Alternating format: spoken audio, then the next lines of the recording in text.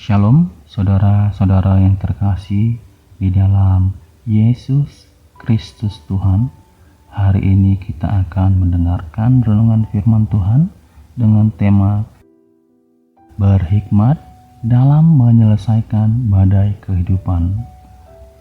Ayat temanya di dalam Yakobus 1 ayat 5 yang berbunyi, "Tetapi apabila di antara kamu ada yang kekurangan hikmat, hendaklah ia memintanya kepada Allah yang memberikan kepada semua orang dengan murah hati dan dengan tidak membangkit-bangkit, maka hal itu akan diberikan kepadanya." Saudara-saudara yang terkasih di dalam Yesus Kristus Tuhan, sebuah kapal layar dapat mencapai tujuannya dengan mengarahkan layar sesuai arah yang sudah ditentukan. Dan ketika angin kencang datang, maka seorang kapten kapal yang berpengalaman pun tidak dapat mengubah arah angin kencang yang menerpa kapal tersebut. Tetapi dengan pengetahuan yang dimiliki kapten, dia dapat mengarahkan atau mengubah arah layar kapal agar tetap fokus ke arah tujuan yang sudah ditentukannya. Sama halnya perjalanan hidup dapat diibaratkan seperti sebuah kapal yang sedang berlayar, dan terkadang badai persoalan datang berusaha mengubah arah harapan tujuan hidup kita. Tidak seorang manusia pun bebas dari masalah, namun sikap seseorang dalam menghadapinya lah yang akan menentukan hasil akhir yang dicapainya. Marilah kita melihat perjalanan hidup Yusuf. Perjalanan hidup Yusuf tidaklah mudah. Dari kecil dia menjadi anak kesayangan ayahnya, tetapi Allah membentuk karakter dan hatinya melewati proses yang sangat berat. Dimulai ketika Allah memberinya visi melalui mimpi bahwa ia akan menjadi penguasa di mana orang tua dan saudara-saudaranya akan tunduk kepadanya. Tetapi kenyataan yang terjadi bertentangan dengan apa yang diharapkannya. Yusuf malah dibenci, dibuang ke sumur, dijual jadi budak oleh saudara-saudaranya sendiri, bahkan difitnah, dipenjara, dan dilupakan oleh orang yang ditolongnya.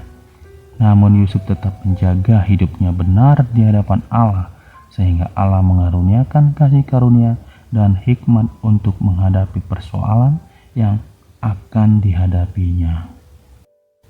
Seperti dalam ayat Kisah Para Rasul 7 ayat 9 dan ayat 10. Ayat 9, "Karena iri hati bapa-bapa leluhur kita menjual Yusuf ke tanah Mesir, tetapi Allah menyertai dia." Ayat 10, "Dan melepaskannya dari segala penindasan serta menganugerahkan kepadanya kasih karunia dan hikmat. Ketika ia menghadap Firaun, Raja Mesir, Firaun mengangkatnya menjadi kuasa atas tanah Mesir dan atas seluruh istananya." Dan yang terjadi selanjutnya pada Yusuf ialah semua janji Allah tergenapi dalam hidupnya. Dia menjadi orang yang berkuasa di Mesir dan menjadi berkat bagi saudara-saudaranya. Itu semua karena Yusuf menyikapi persoalan itu dengan benar.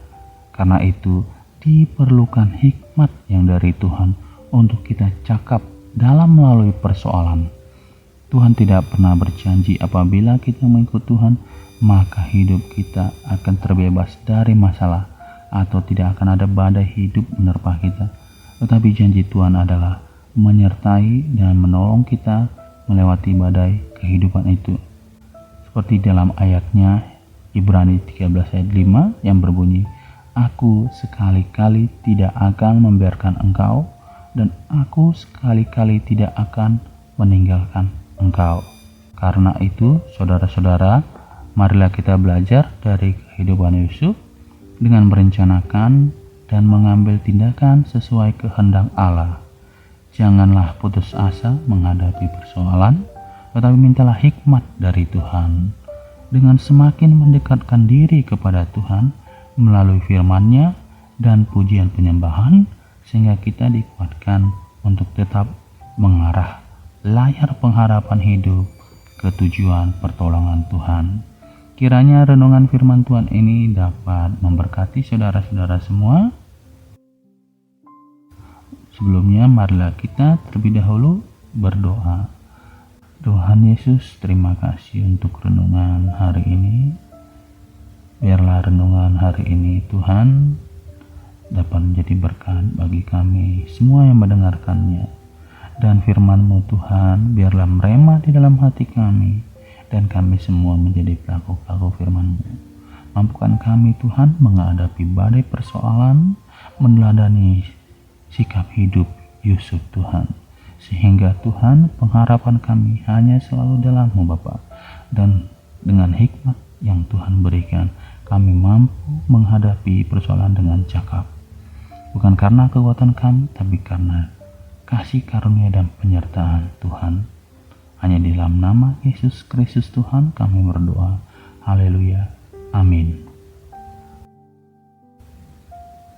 Saudara-saudara yang terkasih di dalam Yesus Kristus Tuhan, jangan lupa untuk like, subscribe, dan bunyikan lonceng notifikasinya untuk mendukung selalu channel Renungan Firman Tuhan. Kiranya damai sejahtera Tuhan Yesus selalu menyertai semua saudara-saudara. Tuhan Yesus memberkati.